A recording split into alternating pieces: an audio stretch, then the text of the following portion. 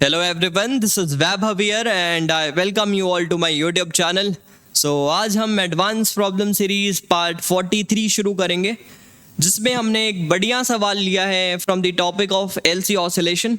तो आप खुद से एक बार इसे ट्राई करेंगे। अगर आपसे हो जाता है तो बहुत अच्छी बात है एंड अगर नहीं भी होता है तो परेशान नहीं होना है, वीडियो को एंड तक देखना है, आपको बहुत कुछ नया सीखने को मिलने वाला है। एंड अगर आप इस चैनल पर नए हैं तो आप हमारे प्रीवियस वीडियोस जो कि अभी तक आ चुके हैं उन्हें जाकर चेक कर सकते हैं। आपको बहुत ज़्यादा फ़ायदा होगा उन सारे वीडियोस से, तो एक बार जाकर उसे आप चेक करें एंड इस चैनल को सब्सक्राइब जरूर करें बिकॉज हम रेगुलर इंटरवल पे ऐसे ही क्वालिटी वीडियोस लेकर आपके सामने आते रहेंगे और अपने दोस्तों के साथ शेयर करना भी ना भूलें। और मैं आपको इस वीडियो को शुरू करने से पहले एक शॉर्ट इन्फॉर्मेशन दे दूं कि हमारा कंप्लीट मैकेनिक्स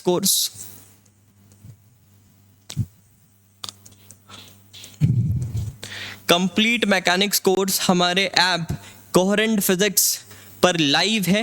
ऐप का जो भी लिंक है वो मैं आपको डिस्क्रिप्शन और कमेंट सेक्शन पे दे दूंगा, तो आप जाकर इस कोर्स को एक बार चेक करें। यहाँ हम बिल्कुल ज़ीरो लेवल से एडवांस प्लस लेवल तक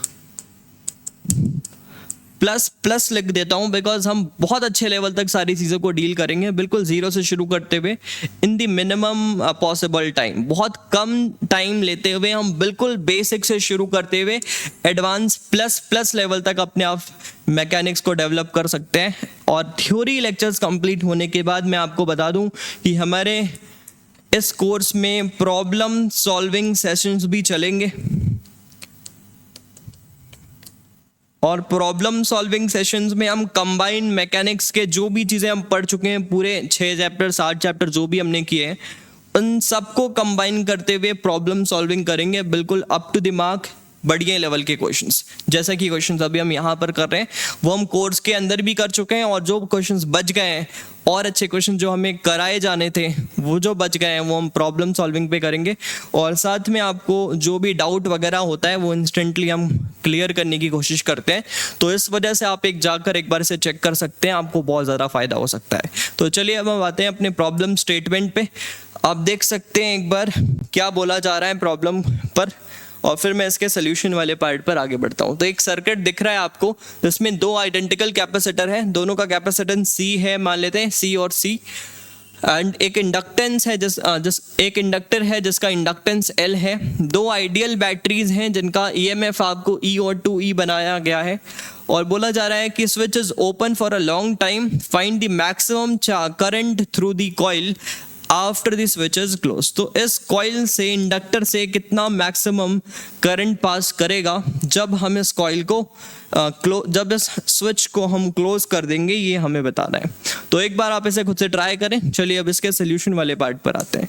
तो जैसे कि मैं आपको सर्किट के बारे में बताऊं तो इस सर्किट में हमें दिख रहा था कि 2 कैपेसिटर्स हैं और साथ में एक इंडक्टर है और 2 बैटरीज ऐसे लगे हुए, और यहाँ पर एक इंडक्टर लगा हुआ है जो कि इनिशियली ओपन है। तो अगर इनिशियली ओपन है तो इंडक्टर को मैं हटा भी सकता हूँ, कोई परेशानी वाली बात नहीं है, तो इसका भी कोई रोल नहीं है इनिशियल सर्किट पे। ये E का EMF है, ये 2E का EMF है और दोनों कैपेसिटेंस C और C है। तो इस सर्किट को मैं इक्विवेलेंट सर्किट बना सकता हूँ विच इज ऑफ C/2। और साथ में अगर देखें तो इस बैटरी को भी एक इक्विवेलेंट बैटरी बनाया जा सकता है विच इज ऑफ E। तो यहाँ से मैं ऐसा बोल सकता हूँ कि इस प्लेट पे क्या चार्ज आ जाने वाला है, CE/2, और इस पे भी, चलो E को मैं V लिख लेता हूँ, मैं थोड़ा ज़्यादा कंफर्टेबल हूँ तो V लिख लेता हूँ। तो CV/2 और प्लस CV/2, ये मेरे कुछ इनिशियल चार्जेस थे इस पूरे सिस्टम पे। इनिशियल चार्जेस इस प्लेट पे प्लस थे, ये माइनस, ये प्लस और ये माइनस, इस तरह से कुछ डिस्ट्रीब्यूशन इनिशियली हुआ था। अब क्या कर रहे हैं, हम स्विच को क्लोज कर रहे हैं और क्लोज करने के बाद हमें बोला जा रहा है कि इंडक्टर से क्या मैक्सिमम करंट पास हुआ होगा वो हमें कैलकुलेट करना है। तो चलिए अब स्विच को क्लोज करते हैं, मतलब इंडक्टर भी हमारे सर्किट का पार्ट है अब। और इस केस में दिस इज E, जिसको मैं V लिख रहा हूँ, एंड दिस इज 2V। तो ये मेरा कुछ सर्किट बना हुआ दिख रहा है, ठीक है, और ये दोनों कैपेसिटेंस सी है, ये भी सी है। और फाइनली मैं देखना चाहता हूँ कि कैसा कैपेसिटेंस इस सर्किट का नेट क्या बन रहा है, और मुझे मैक्सिमम करंट चाहिए। अब इसके थ्रू अगर करंट को मैक्सिमम करना है तो हमें पता है कि अगर इसके थ्रू करंट मैक्सिमम होगा तो मैं बोल सकता हूँ कि इस करंट का जो डेरिवेटिव है वो जीरो होना चाहिए, D I by D T zero होगा। बिकॉज अगर ये करंट मैक्सिमम है तो ये कब मैक्सिमम है, किस टाइम पे, जब D I by D T की जीरो वैल्यू जीरो हो जाए। और D I by D T zero मतलब इसके अक्रॉस का जो ई एम एफ होता है वो L D I by D T लिखते हैं हम, और इसके अक्रॉस का जो ई एम एफ या फिर पोटेंशियल डिफरेंस होगा इंडक्टर के अक्रॉस, जिस इंस्टेंट पे जीरो होगा उस वक्त ही मैं बोल सकता हूँ कि इससे करंट होने वाला करंट मैक्सिमम होने वाला है। ये सारी बातें आप आई थिंक आपको पता होगी।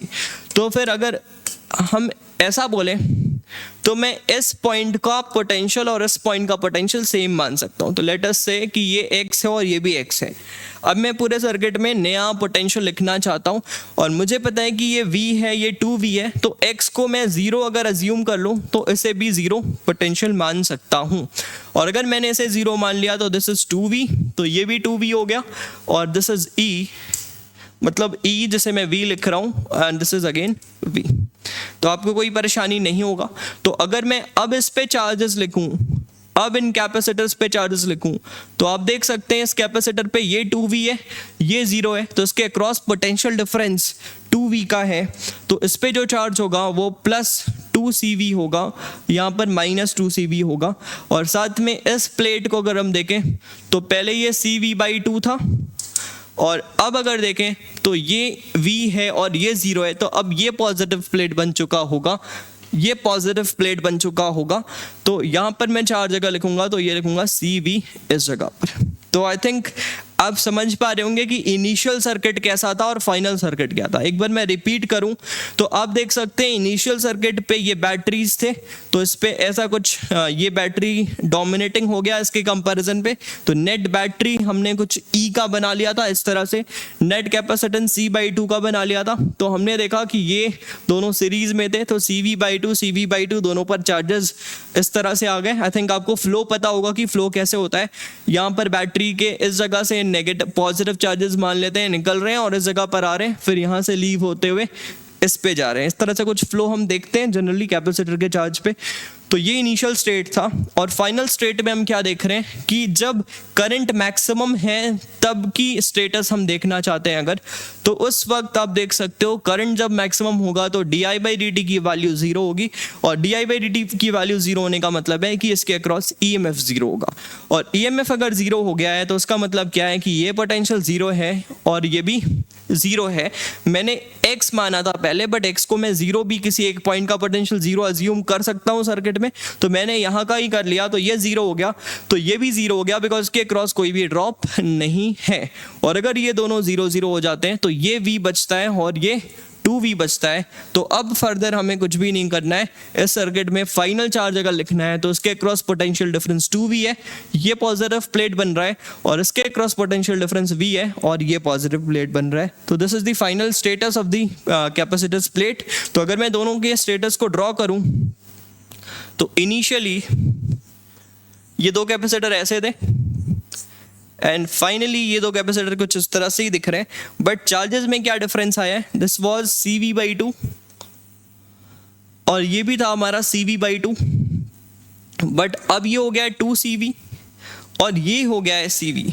और अगर मैं यहाँ पर आपको इंडक्टर वगैरह भी बनाकर दिखा दूँ तो ये इंडक्टर है जिसको कि मैं एज अ प्लेन वायर जैसा अभी फिलहाल ट्रीट कर रहा हूँ।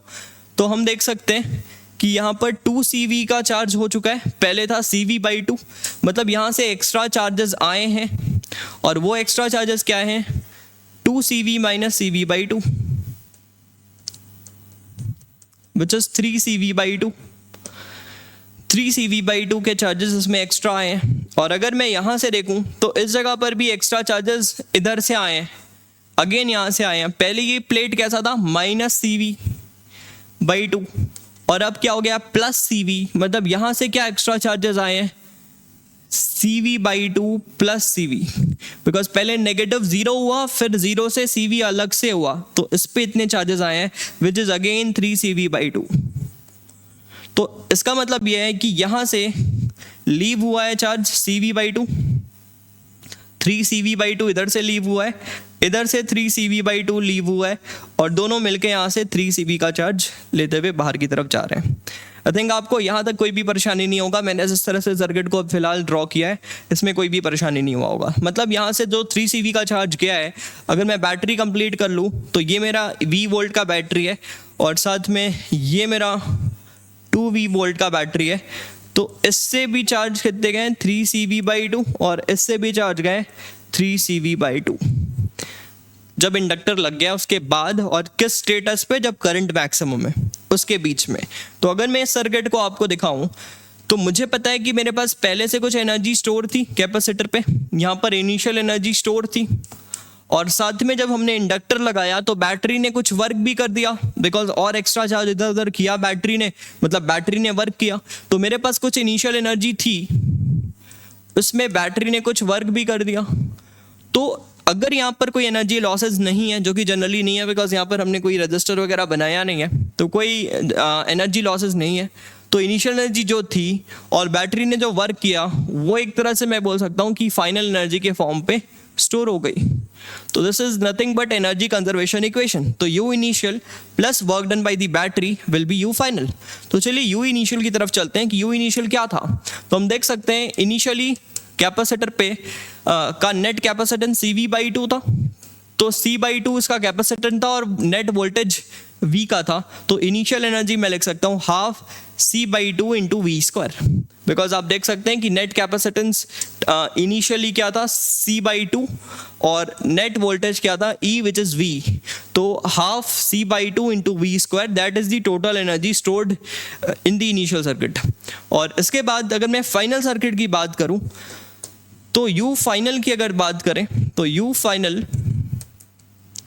यहां से देखते हैं इसके पास क्या एनर्जी स्टोर है, तो हाफ C, और इसका कैपेसिटेंस अगर देखें और इसके अक्रॉस वोल्टेज भी हमें मालूम है, तो हाफ CV² ही यूज करते हैं। कैपेसिटेंस तो C है, V की वैल्यू यहाँ पर 2V बन चुकी है, प्लस इसके अक्रॉस अगर देखें तो half voltage, capacitance again C है बट वोल्टेज यहाँ पर V है, तो इस वजह से हाफ CV²। तो U फाइनल की वैल्यू अगर यहाँ से लिखें तो half, this is half C4V², ठीक है, 4V² प्लस यहाँ पर अगर लिखें तो हाफ COV²। तो अगर मैं यहाँ पर इसको ऐसा ही छोड़ दूँ फिलहाल के लिए, तो this is the final energy stored in the capacitors, this was the initial energy stored in the capacitor. Just we have to calculate the last thing which is the work done by the battery, work done by the battery. तो U final capacitor पे आया है, साथ में inductor के पास भी current maximum है, तो मैक्सिमम एनर्जी जो होगी वो भी ऐड कर देते हैं, तो half LI max²। This is the final energy stored in the inductor at the time when current through it is maximum। तो चलिए आगे बढ़ते हैं और देखते हैं कि work done by the battery कैसे लिखेंगे। तो work done by the battery को अगर हम ध्यान से देखें तो सर्किट को कॉपी करते हैं और बैटरी का वर्क लिखना चाहेंगे। तो आप देख सकते हैं इस बैटरी से क्या चार्ज पास हुआ है, इस बैटरी से CV/2 का चार्ज पास हुआ है और नेगेटिव टर्मिनल से पॉजिटिव टर्मिनल की तरफ पास हुआ है, तो बैटरी का वर्क पॉजिटिव है, इस वजह से CV/2 टाइम्स ऑफ V, ये पहले बैटरी का वर्क है। साथ में दूसरे बैटरी पे भी चार्ज सेम पास हुए CV/2, बट इस बार इसका जो वोल्टेज है वो 2V है, और यहाँ पर भी इस जगह से इस जगह गए, मतलब नेगेटिव से पॉजिटिव, मतलब पॉजिटिव वर्क। तो ये हो गया work done by the battery, ये बैटरी का वर्क है। अच्छा, फाइनल एनर्जी, अच्छा बैटरी के वर्क को थोड़ा और फर्दर सॉल्व कर लेते हैं। तो this is 3CV²/2 plus 6CV²/2, 6CV²/2 plus 3CV²/2 मतलब 9CV²/2। This is the work done by the battery. इसको थोड़ा सा सिंप्लीफाई करते हैं, मतलब फाइनल एनर्जी को और इनिशियल एनर्जी तो हमें मालूम ही है, फिर इक्वेट कर देंगे फर्दर और देखते हैं हमारा आंसर क्या आता है। तो यहाँ से अगर देखें तो work done by the final energy की अगर बात करें तो उसको सॉल्व करने पे मुझे क्या देखने को मिल रहा है, वैल्यूज एक बार आप चेक करेंगे थोड़े। तो दिस इज हाफ 4/2 CV²। तो 4 को अभी मैं नीचे का LCM चेंज नहीं करना चाहता हूँ, इस वजह से ऐसा लिख रहा हूँ,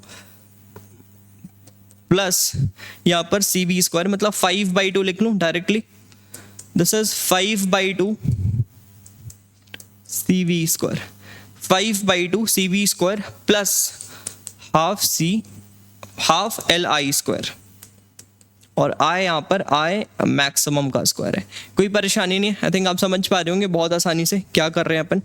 और साथ में this is the final energy and this should be equals to the work done by the battery, which is 9CV²/2, 9CV²/2, और साथ में 1/2, या फिर अगर इसको देखें इनिशियल एनर्जी तो 1/4 CV²। So this is 1/4 CV²। तो यहाँ से मैं अगर LCM वगैरह लेते हुए सारी चीज़ों को कैंसिल कर दूँ तो दिस इज नथिंग बट, अगर यहाँ से सॉल्व कर लें तो ये हो जा रहा है कुछ 10/4 CV², ये हो जा रहा है 1/4, this is I think into 2 करेंगे तो प्लस 2LI², या फिर अगर देखें इसमें इंटू 2 कर रहे हैं नीचे की तरफ, ऊपर भी कर रहे हैं, तो ओवरऑल लिखें तो दिस इज 1/2LI max²। इसमें तो कोई चेंजेस हुआ नहीं बिकॉज इस पे इंटू 2 कर रहे हैं, नीचे भी 2 कर रहे हैं, तो कोई परेशानी नहीं है। 4 के टर्म्स में लिख लेते हैं तो कोई परेशानी होगा नहीं। तो दिस इज 2/4 CVLI², और इसको फर्दर मैं इक्वेट कर सकता हूँ 9/2 CV² प्लस 1/4 CV², तो this is nothing but 18/4 CV² plus 1/4 CV²। 1/4 आप हर जगह से कैंसिल कर दो, तो यहाँ से मुझे देखने को मिल रहा है कि 9 और ये सॉल्व करने के बाद 18 और ये कुछ 8 बच रहा है, और प्लस 9, मतलब मैं बोल सकता हूँ दिस इज 19 CV² और 19 CV² minus 10 CV² which is 9 CV² is equals to 2LI max²। तो यहाँ से अगर मैं फर्दर सॉल्व करके देखूँ तो I max की वैल्यू मुझे चाहिए, तो 3V बाहर आ चुका है, और LCM के अंदर अगर देखें, रूट के अंदर अगर देखें तो that is I think C/2L।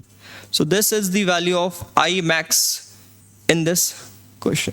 तो एक बार आप कैलकुलेशन वाले पार्ट को थोड़ा फिर से देख लेंगे जो भी हमने किया है, बट इसके लॉजिक पे आपको कोई भी परेशानी हुआ नहीं होगा। जिसमें हमने क्या किया, पहले इनिशियल सर्किट ड्रॉ किया, फिर बाद वाला सर्किट ड्रॉ किया, और दोनों सर्किट्स को ड्रॉ करने के बाद हमने देखा बैटरी ने क्या वर्क किया, इनिशियल एनर्जी क्या थी और फाइनल एनर्जी क्या थी, उनको इक्वेट करते हुए सर्किट को सॉल्व किया है।